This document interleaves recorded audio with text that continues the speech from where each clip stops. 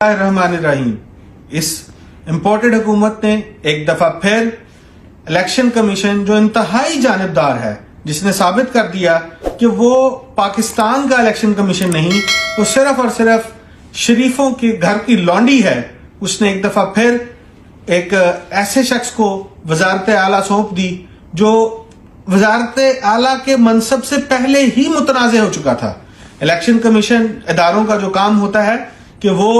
मुनसिफाना अंदाज के अंदर इस मुल्क के खुदादाद के निज़ाम को लेकर चलें, ताकि ये मुल्क अपनी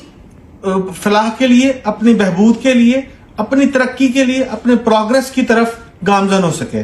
और एक मुनसिफाना इंतखाब की तरफ हम जा सकें। जो इतनी बड़ी कुर्बानी पाकिस्तान तहरीक इंसाफ ने दी है, अपनी 2 सूबों की हुकूमत को लात मारी है और अवाम की अदालत में चले गए हैं, अवाम के हक में फैसला दिया है कि अवाम फैसला करें कि वो किन लोगों को पसंद करते हैं, किन लोगों के हक में हुक्मरानी देना चाहते हैं। तो उस फैसले को एक दफा फिर रोकने की कोशिश की।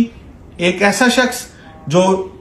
रजीम चेंज का हिस्सा था, एक ऐसा शख्स जो एक बाइस्ड टीवी चैनल का मालिक है, एक ऐसा शख्स जो अपने आप को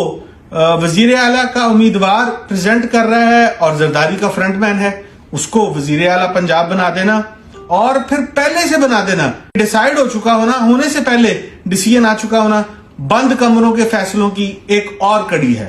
दोस्तों, पाकिस्तानियों, ये वक्त है इसके खिलाफ आवाज उठाने का, क्योंकि अगर हमने अपने हिस्से की शम्मा ना जलाई तो इमरान खान का वो ख्वाब,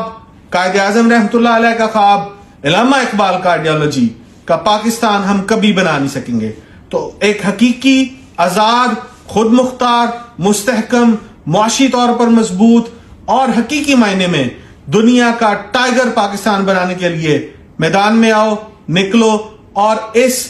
अपाहज और मैं समझता हूं कि इंतहाई नाअहल वजीर आला के खिलाफ अपनी आवाज उठाओ।